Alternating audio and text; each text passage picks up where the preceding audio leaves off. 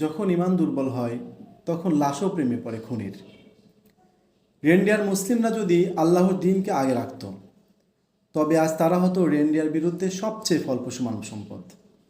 কিন্তু এখন তারা জাতীয়তাবাদের প্রেমে এতটাই ডুবে যে তাদের লাশগুলো খুনের প্রতি প্রেমমগ্ন। কি করুণ বাস্তবতা!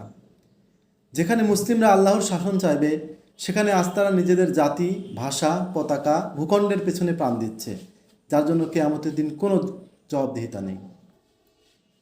জাতীয়তাবাদ কখনো উম্মাকে রক্ষা করেনি, বরং এটাই আমাদের বিভক্ত করেছে, দুর্বল করেছে, হত্যাযজ্ঞের পেছনে পরোক্ষ হাত দিয়েছে। আজ মুসলিমদের দরকার সেই পরিচয়, যা কেবল ইমান ভিত্তিক, কেবল উম্মা ভিত্তিক, কেবল লা ইলাহা ইল্লাল্লাহ ভিত্তিক। আসুন ফিরি দিনের দিকে, জাতীয়তাবাদের বন্দিশালা ভেঙে জেগে উঠি খিলাফার শাসন প্রতিষ্ঠায়। নইলে আমরা শুধু দাস নই, মৃতপ্রায় প্রেমিক, যাদের লাশও খুনির প্রতি ভালোবাসায় ডুবে থাকে। ধন্যবাদ।